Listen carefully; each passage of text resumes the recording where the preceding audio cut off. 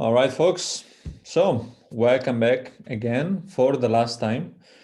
So in this last recordings, I'm gonna have like a very quick recap and a look at the future on my suggestions on if you like this area, how to stay up to date, and how I see things, and what I think is the real value of this class. If there is space, we are going to also touch about this, what's the meaning of life and things like this. But if we have time, so try to stick until the end. Before I start, this is my last recording as a prof. As you know, I left and I joined Cisco Talos. So far, so good. I'm quite happy where I am. But thanks again for coping with my delays, maybe in answering to your emails, and to thank you really for understanding my situation, and to stick around, until the end. Okay, so let's get to it. So we are finally done. It has been a long ride. This is the third edition of the class. I need to change some stuff, but even if most material was already ready, it took a lot of time to actually get this done. Many slides, many hours of recording, many emails. You guys are insane. Well, I wrote like about 50 Android apps for my text exploits, all the actual apps you are supposed to exploit. The website, even if I use a framework, I actually brought a big part myself to do this kind of a APK analysis system. We had more students than last year. So I hope, I'm not going to be there anymore, but Eurocom just started another professor, and apparently he's going to teach this same class at Eurocom. So the class is not going to die. You can tell your friends that if they shop at Eurocom, there is going to be another professor teaching this class. So the class is going to stay alive. And, I started this class 3 years ago, and I hope that it's going to stick around, and that many more students are gonna learn this material. The analysis systems in total, I got almost 21,000 APKs submitted, and I think six or 7,000 were about this class only. So somehow I resisted. So with time, I actually got more solid. Again, apologies for the times where I went down. During the break, there was a power outage at Eurocom, so sorry for that. I really try my best to keep it up. Cool. So the main goals I had in mind when I designed this class was to, I want you to be able to, if you have an APK, you should be able to take it, unpack it, reverse it, understand what it's doing, find, exploit bugs, and so forth. And even if you did maybe one of the homework, one of the tasks per homework, I think you got there. I want to cover all architecture and security features of apps and then the framework itself. Of course, I lied, I did not cover them all, but we did actually cover the most important ones. And for Android, actually, we did a pretty good job. And as in the last recordings, we checked a bit of iOS security as well, discussed the trade-offs and so forth. So now you have an idea about also different designs in the mobile security space. And again, what I try to convey is not that you remember by heart all these security features, but more just so that you should develop some kind of a critical mindset and always asking why. So why did Google develop this feature in this way and not this other way? Why did Google put the check in this way and not in this other way, and so forth? Okay, in some cases it doesn't make any sense, and maybe that's a bug from Google, but again, this critical mindset is going to help you out no matter what. And again, one other goal was to provide some kind of overview of the entire ecosystem, not just the technical, what's an APK or what is an Android API and so forth, but making sure that you had a big picture in mind and why this stuff that you're studying actually matters. Why are companies requiring, trying to hire mobile security researchers, going from malware analysis and detection to vulnerability finding, exploitation, prevention, and program analysis, application, evasion possibilities, and so forth. Okay. And again, I'm pretty happy. I think we did a good job in these aspects. And in the previous years, students actually did the final pretty well. And, you know, while the homeworks trying to check and try to push you to learn some specific skills, the final tries to check whether you actually understood the core pros and cons of things and so forth. And in general, I've been quite satisfied with the output. So I hope this year, this online thing didn't affect this too much. In general, don't give up. There are students that finished everything very fast. There are students that didn't finish many things, and, you know, they were quite slow. Absolutely, don't give up. That's absolutely normal. If you finish all or most of the tasks, really good job. I'm impressed. For sure, did better than what I would have done myself when I was a master's student. If you did not finish them, you know, because if you didn't care, makes me super sad. I'm gonna cry at night, and so forth, of course, and you're gonna break my heart. But, you know, kidding apart, that's okay. Not everybody needs to be passionate about these topics. My job here is that if there was a chance for you to be interested about this topic, then I hope I did a good job, try to stimulate you in learning better, and you know, try to discover these things yourself. If it's because you didn't have much time, because there were too many skills to acquire, because you were busy with other classes, because it was fucking COVID messing with you, I'm sorry that you had troubles like this. Don't give up. You can do this. It's not rocket science. If you like, stick to it, and you can become an expert at these things. And really, there is nothing particularly difficult. If I made it, you can make it. You can make it for sure. So it's important that you like this and that you have fun with it, even, you know, considering that sometimes it's very, very hard and frustrating. Okay. The website is going to remain up. You know, I'm going to try to, you know, keep it up for as long as I can. So if you wish to go back to some challenges and try to solve them, or solve them in different ways, or, you know, try to solve them without copying the solution from your your body, then you can do this. Okay. Remember that, you know, I may seem an expert now, but, and I, you know, I'm an expert in some topic, let's say, but I'm still very clueless in many aspects. And, you know, when I was a master student like you, I was absolutely clueless. So I coded my own master thesis project in Notepad, and I was emailing myself tarbots every day as backups. You know, well, when the world was transitioning to Git, I was trying to, you know, I was feeling smart, like, hey, you know, I'm gonna back up my stuff by saving this big tarball with my source code as an attachment to a draft in Gmail. So clearly an absolute noob, but, you know, I did just fine. I you know, I found my way. I learned my things. I studied very hard, and eventually made it. But again, different students come from different paths. When I was a master student, there were students much younger than me that knew much more, and now I think we are at the same level, or I'm much better than them.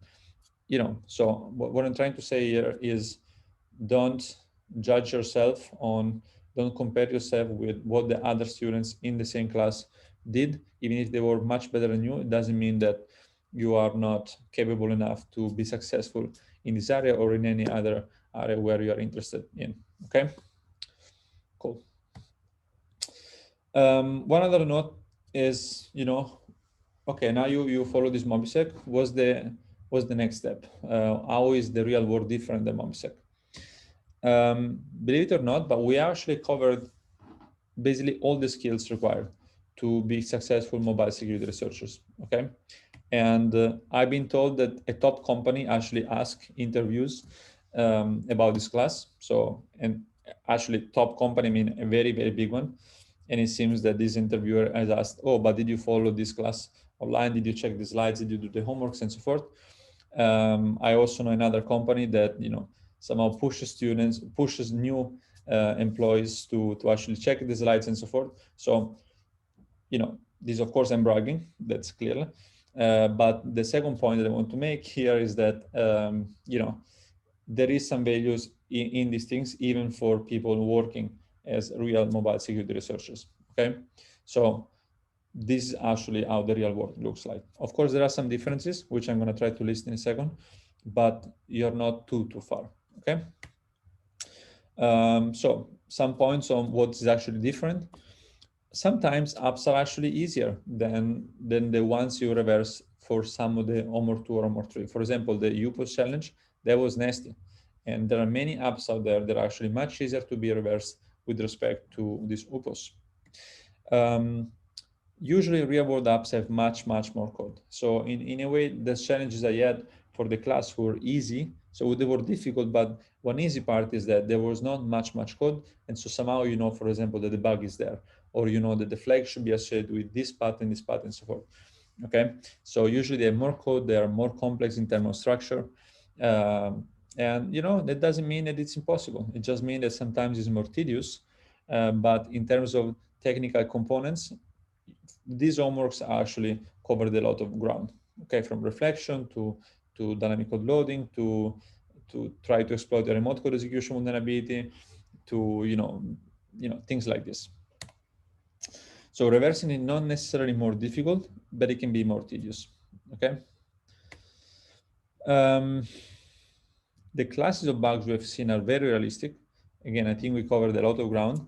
And for example, Fortnite and keyboard tasks are actually taken from real world cases. So if you manage to exploit these ones, good job. These are actually real world exploits. Actually, the keyboard one is even, no, it's not. It's taken from a real world case. It's not more difficult, but you know, it's comparable difficulty. One other problem, let's say, is that real apps may use some Android APIs that you have never seen before. But you know, don't worry about this. You are ready for this. I have never mentioned many APIs that actually I put intentionally in the homeworks.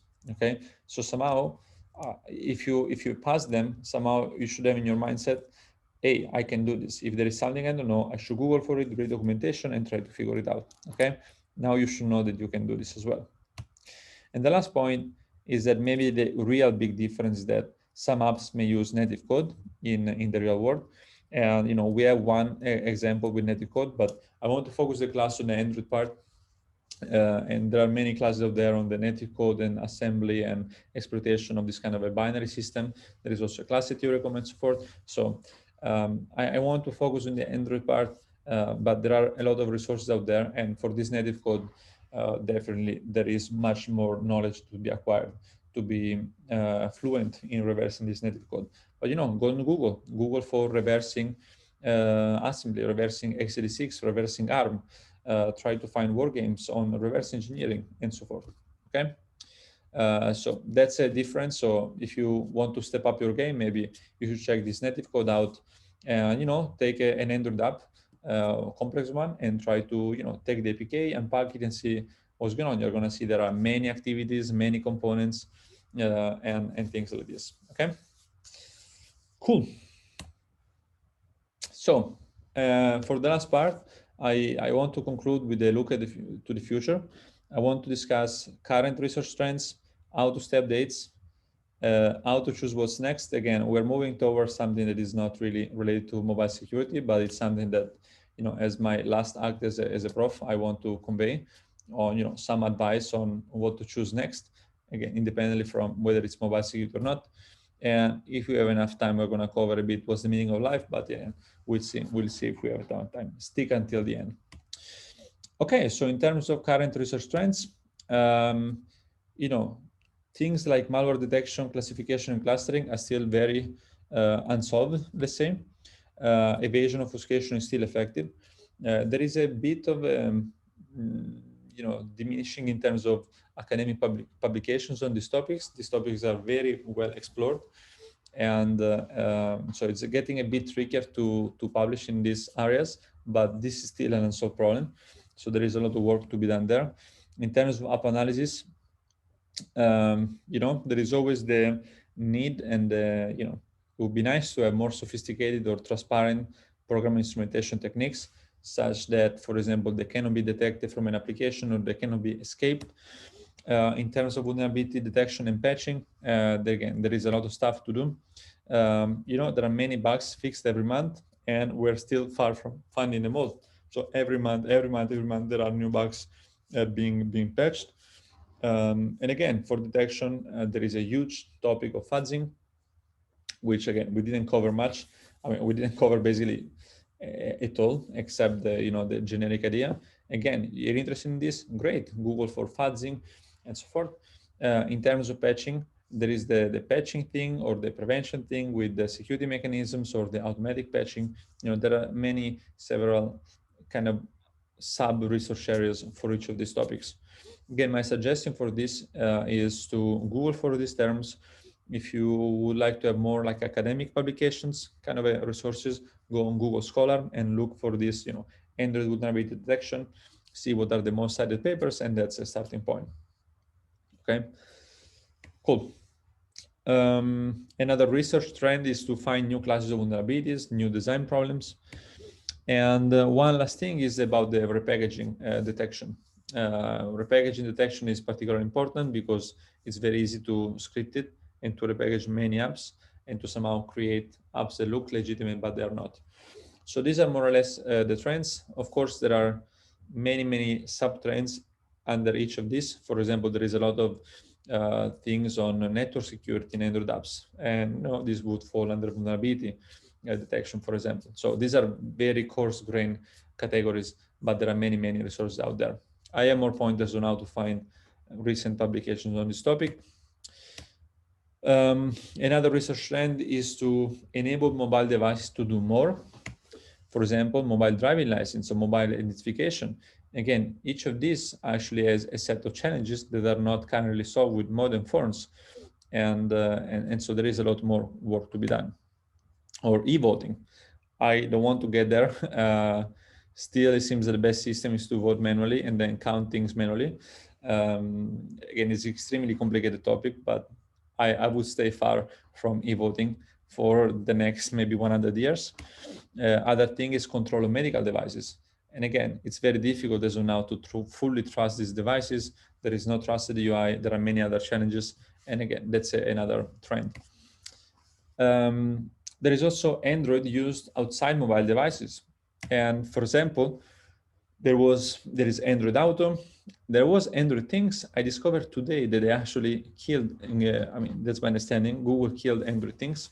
So there is no Android Things for IoT. There is Android for TV, for watch, and so forth. The other thing is that we need better guarantees. For example, one key problem is that we don't have this fully trusted UI. So there is no end-to-end trusted communication system between the phone and the user. And so you have a number of different tasks you can do. And, for normal apps, even the important ones is not the end of the world. But, if you want to use your device for controlling medical devices, that's becoming really important. Cool. And again, more generalizing, I try to convey a lot of information about Android, but the real part that I really try to convey is more the critical thinking and these main security topics, defense in depth, principle of least privilege, this big, confused deputy, these big terms that are recurring in security, and they are not strictly related to Android or iOS, okay? And again, Android may eventually be replaced. And for example, Google is known to be developing a new operating system called Fuchsia. This has been going on for some years. They just pushed it on GitHub at some point. There was no official announcement. And I don't think there has been an official statement on what's the actual plan. And it is not based on Linux. They wrote an entire new operating system from scratch. And it is known that it supports Android apps and APKs. So people are speculating that this could be the future of mobile phones, or basically they're going to place Fuchsia instead of Android. And, we did a kind of a semester project on studying this Fuchsia, and we figured out that there is a completely different security model and different ways of organizing, all the modules and so forth. It's still not clear what will be the main advantage. It could be this more, performance. It could be they're going to consume less battery, but again, it's not clear. But just to say, I thought a lot about Android, but it could be that Android in 10 years is not going to be there anymore, or maybe 15 years, 20 years. But again, some of the critical mindset knowledge, I think is gonna be with you for a while. Again, things like static analysis or dynamic analysis, what are the pros in one sense or the cons in another sense? You know, this is what I really try to convey. And I really hope that it's gonna be with you for a while. Another question they get often is how to keep yourself updated. Try to follow what the research community does. So I remember when I was a master student, I had this feeling of, you know, I'm a student, but what is this research community? Where are these guys talking about this stuff? Well, this research community is done by people like you and me, okay? Maybe they're a bit more expert than you, what you are in this moment. Maybe they know a lot of stuff, and then they try to discover what's a little bit more, and they try to publish it and discuss it with the community. And you know, there are many ways of keeping yourself up to date. There are two big chunks: the academic community, which is mostly university, and the industry community. And you know, some communities, some people are trying to be in both categories. I try myself to be, you know, somehow still associated to some academic conferences, but now I work in industry. And people go from academia to industry and vice versa quite often. But you know, these are the two big communities. And what you can do is to try to check for accepted papers and talks at academic or industry conferences. So here I have some pointers. In terms of academic conferences, you know, there are several. These one are basically the top ones. They say the first four are considered the top 4 system security conferences. Red Hat are considered second tier, DIMBA third tier. There are also several workshops that are very, you know, they're small. Workshop are more like a very smaller conference where maybe you don't need to have a full paper or a full well-developed idea, but just like a kind of a draft of an idea or some kind of work in progress. Usually it's good for a workshop. And there is a workshop called WOOT, which again, it's you know, is one of my favorite academic venues. And you know, WOOT, for example, tries to be WOOT spelled WOOT. You know, it's nice because you see the academic and industry communities somehow converging. But again, there are several. So usually these conferences have a program every year. Go on the website, check what are the programs, the papers accepted every year. And then usually, you know, sometimes the conference follows an open access policy, which means that the PDF is there for each of the publication. Some of the conferences are not there yet, but usually if you Google for the name of for the title of the paper, and maybe use some kind of a trick on Google, like file type .PDF, you're gonna find the PDF of the things. If you don't find it, email the authors, usually they reply to you with the PDF. Usually you also find the talks now are being recorded. So again, you have a chance to participate to these conferences somehow in a passive way, but somehow you get an idea on how it is like. There are also the industry conferences. And again, there is the most prominent, let's say, is Black Hat. There is Black Hat USA, Europe, and Asia.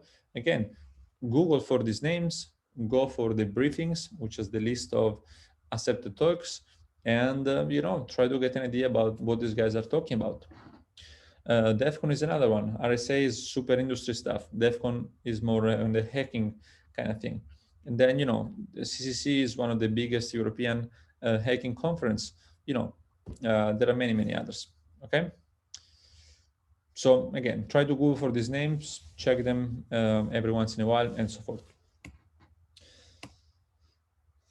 Other way is to, you know, you shouldn't select only one. It just, you know, these are potential ways and you should keep an open mind. The other thing is to find good researchers and check their website, follow them on Twitter, check their blogs. You know, every good researcher usually has a preferred way to share their work. I usually try to publish in academic conferences. Now I'm going to transition maybe to industry things. And then once I have a paper accepted, I maybe write a blog post or I tweet about this and share this with the community.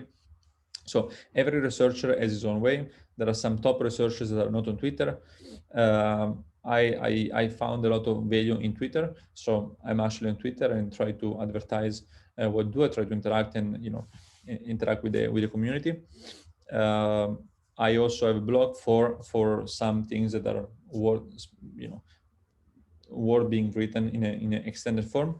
You know, I have my own way of sharing my work. Many other people have their own ways, and try to find who these guys are and these girls are. There are many, both men and women, of course, working on these topics, and try to, you know, try to follow them.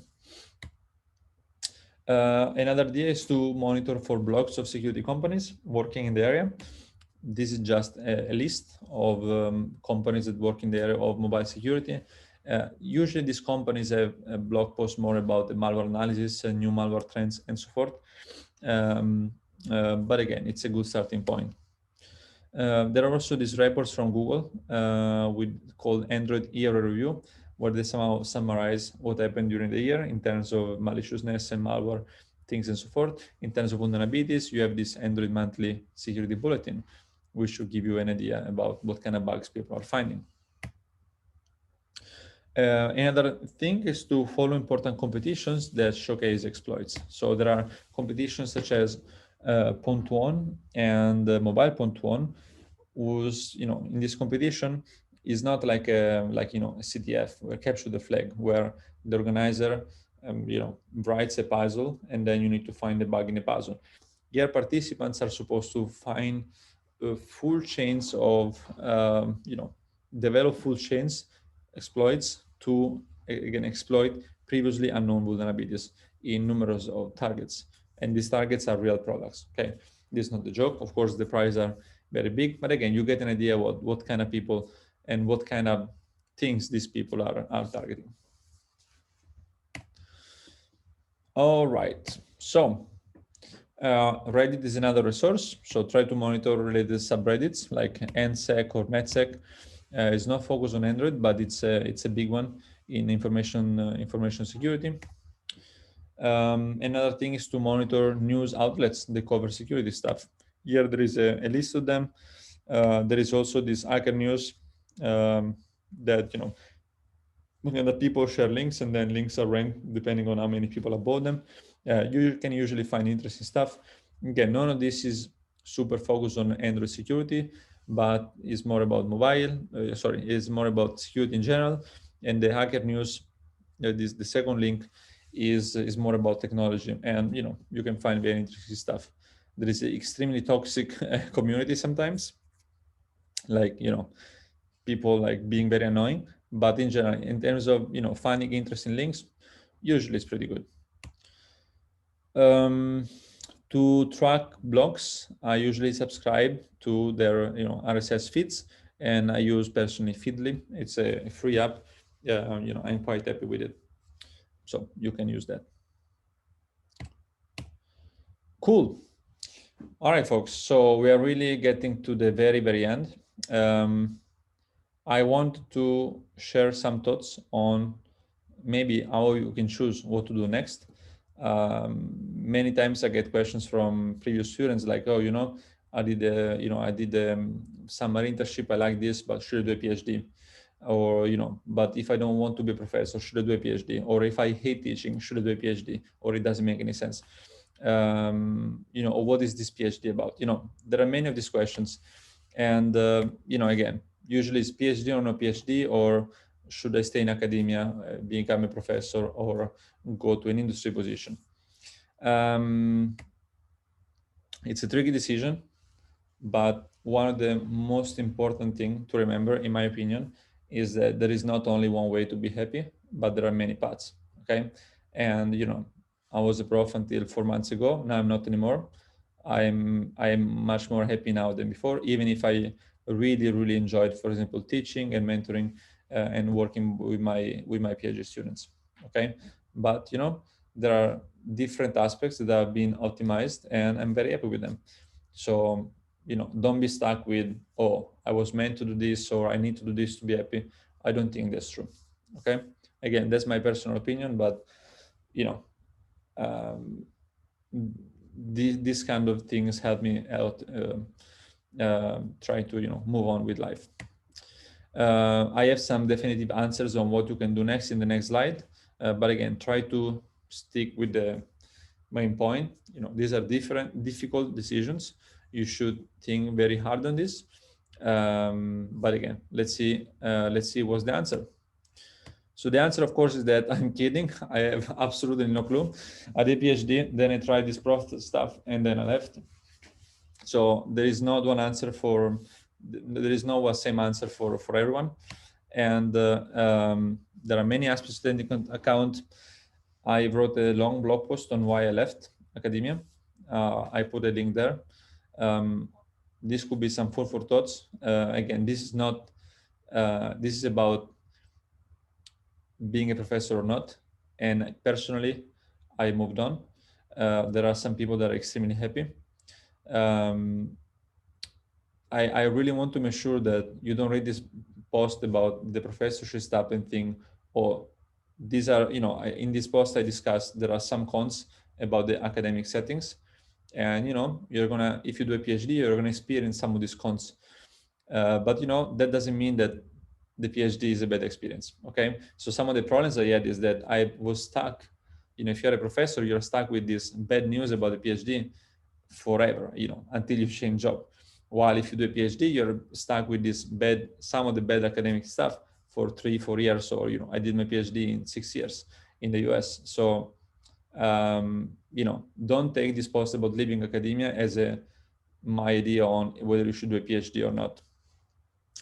And one question I get a lot is people referring to this blog post and saying, oh, you know, I want to do a PhD, but then I did a blog post and I changed my mind. Thank you for this. And no, it makes me very sad, because the post is about being a prof. It's not about doing a PhD or not. I left academia, and I think that doing a PhD for me was extremely valuable, and not for the expertise, also for that, but also for the experience, for, you know, many pros, and, you know, knowing many people, traveling for conferences. You know, there are many pros in this crazy journey. So I'm getting many emails about this topic. I have a new blog post that I'm writing up. I hope to be done soon. So it's going to be published in the same blog, and I'm going to update the slides when the post is ready. But please do not take this PhD or not PhD decision just based on the post on why I left. Okay. And again, this prof job is has been amazing. I moved on for specific reasons, but, you know, this teaching and mentoring was basically one of the highlights of my life. Okay. So I don't want to push anybody away from the job. It was a great one. All right. And then one other thing is that, you know, when I was a master student, somehow I felt the need to do it because smart students do it. That's absolutely stupid point. The vast majority of top people that I know don't have a PhD. Many top people I know actually have a PhD, but again, that's not the discriminant. Okay, so doing a PhD has several good features and several bad, and what you should do is to try to inform yourself the best you can what would look like to do one. Of course, you're never going to know it without doing it. Okay, so again, in the blog post I'm writing, I have some concrete suggestion on what you should do. Maybe you can try 1 year, and if you don't like it, you change. That's not the end of the world. That's one way of approaching it. But again, if you don't feel like it, don't do it. Okay, there are many ways to happiness and crazy success without doing a PhD. Again, maybe some of these thoughts for you are like, why the fuck is this guy talking about PhDs? Who should I care? Well, if you really don't care about this stuff and you already have figured it out, fantastic. You can take this slide and ignore it. I'm not going to ask this in the final. But if you are like me and I was really struggling deciding what to do, then I really want to share these thoughts just to make sure that, you know, you're not alone. It's a difficult decision, and you know, Google for it. There are many people with advice. I'm going to have my own advice soon. And, you know, and if you're having doubts, please shoot me an email. Okay. Cool. And all right, guys, I have the last 2 slides of the entire course. And I would like to thank you all to stick with it until the end. I really spend enormous amount of time preparing this class. And even if every year, more or less, the material is ready, I spend still a lot of time preparing it, you know, replying to emails and setting up the homeworks and stuff like this. I did my best to make this entertaining, despite COVID, despite this online setting, despite the fact that I have a job now, and so I need to record this often during the weekend, and so not during my actual work. You know, I'm sorry that this last class had to be done in this way, but you know, either it was like this or it was no class, so I prefer to do it so that the students that really look forward to this class were not disappointed, okay, or at least are less disappointed. So I'm sorry for some nasty homeworks, but again, I did it for you guys and girls. And I will put everything public, including these recordings. So I hope to reach many more students. And again, that's my way of trying to contribute to this community. And so if you are at Eurocom, I hope you enjoyed it. If you're not at Eurocom, well, I hope you enjoy it as well. So thanks for sticking around, and I remain available. So I left this prof job, but I really enjoy this teaching and mentorship. So please, I feel free to reach out to me. Feel free to, you know, shoot me an email at any time. If it's something about MOBISEC, if you want to find a job in the area, if you look for an internship, if you need some advice not related to MOBISEC, if you need some advice, or should I do a PhD with Professor X? I don't know Professor X. Do you know it? Is it a good person? Is it a bad person? You know, I'm not sure I can always help. Sometimes it takes me a bit to reply because I'm busy, but I always try my best, okay? So feel free to reach out to me. And one important point is that feedback of any kind is really appreciated. If you like the class, if you didn't like the class, you know, thoughts on how I should improve the system, please let me know. If you want, you can send me feedback anonymously. There is a form on the website. If you prefer, just wait that I grade the exam and then you send me an email, okay? But again, I would really appreciate if you spend, you know, 5 minutes of your time telling me what, your thoughts about the class and so forth. Of course, if you send me some emails before the exam, of course, they're not going to influence at all, the outcome of the exam. One other thing, I'm going to share by email a form with trying to get some feedback from you. Is going to be fully anonymous, and again, it's up to you if we want to share me an email or you want to fill the form. Okay. All right, so folks, this is my last slide as a prof, and I have two main things that I would like to bring forward. They are not related to Android security, but it's very important, and I'm going to ask this at the final. The first one is try to be a positive force for the community, either this community or other community. There is really, the good humans are scarce nowadays. So if you have the energy to do so, try to be a positive force for the community. Try to contribute with new knowledge, explanation, tutorials. Try to teach to the new generation, what you've learned.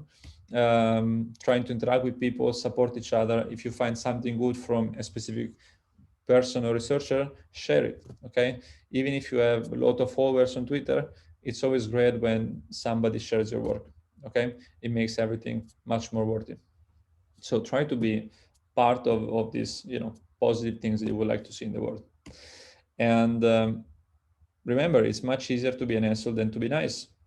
So, if you want to accept the challenge, try to be nice. It's actually much, much easier to be nasty and to be, passive and not do anything. And it's actually more difficult, and it takes more effort to actually push for it, push for the good of the community and so forth, okay? So that's the first big thing that I want to share. And the second thing is, folks, there is no one path to be happy and to have a fulfilling life. And if you didn't like much this class, I'm sorry, but try to find something that you like and enjoy the ride. Okay, there are always ups and downs, and I like this topic, but I had a crazy amount of difficulties during my studies, and now I changed and I work on Windows malware. So you know, life, you know, I feel it's important to keep life interesting, but don't be stuck with one specific thing if you don't feel like it. Okay. And one other thing is that, you know, I was somehow lucky that I have a hobby that was the security stuff, and somehow it turns out that there are plenty of jobs for this topic. But you know, if it's not clear what you actually like, and maybe you're in doubt about different topics and so forth, that's 100% normal. So don't worry. I have recently read a book. It's called Too Good. I think it's Too Good to Be, no, So Good They Can't Ignore You. That I've recently read, and I feel like I can recommend. And one of the things discuss is about that one of the common advice you find around is follow your passion. And this guy argues that this follow your passion is actually bad advice. And I tend to agree, in a sense that if you have a passion in something like security, that, you know, there are many jobs and they pay well, then of course follow your passion, right? That's easy. But there are many people that don't have this specific passion in a specific topic. And, this book has some concrete advice on how, on how to find something that you like. And, the spoiler is that usually this consists in trying to become very, very good at something. And usually this is associated to some positive feelings and, some kind of fulfilling feelings about the work you do. Okay. Guys, that's about it. What time is it? Wow, it's very late. Sorry, guys, we're running out of time. We're gonna check what's the meaning of life for the next time. If you actually did the homework yourself without cheating, probably you should already know about this answer. So I may actually ask this at the final. So please let me know. And with this, I think we are absolutely done. So best of luck with the final. Thanks again for patience and to sticking around. And I hope we get in touch after the final. You tell me what kind of position you end up to. I'm really happy when I read from students or from random people around the world. If you're not a Eurocon student listening to this random idiot on the internet. All right, bye bye.